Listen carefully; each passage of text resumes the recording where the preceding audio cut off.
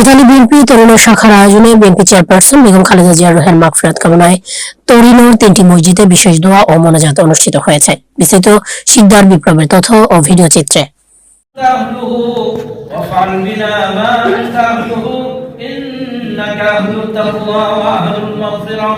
Italy বিএনপির Torino শাখার উদ্যোগে বাংলাদেশের সাবেক প্রধানমন্ত্রী ও বিএনপি চেয়ারপারসন দেশনেত্রী বেগম খালেদা জিয়ার আত্মার মাগফেরাত কামনায় এক বিশেষ দুয়া ও মিলাদ মাহফিল অনুষ্ঠিত হয়েছে।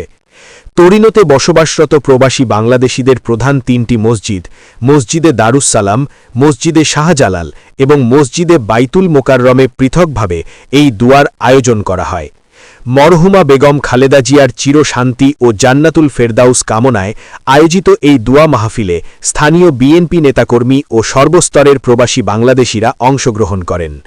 উক্ত অনুষ্ঠানে উপস্থিত ছিলেন বিএনপি নেতা মোয়াজ্জেম ঢালী, আবু বক্কর সরকার, তরিনো বিএনপি নেতা এ.বি.এম. আসাদুল্লাহ, আব্দুল জলিল, মোক্তার খান, মামুন আহমেদ, মীর কাশেম, তারা মিয়া সরকার, মোতাহার চৌধুরী, জাকির হোসেন, সোভান নুরি, মীর সিরাজ, মোল্লা রাজ্জাক, রাসেল পাটোয়ারি, সোহাগ শিকদার, হৃদয় শেখ, বদরুল ইসলাম সহ আরও অনেকে।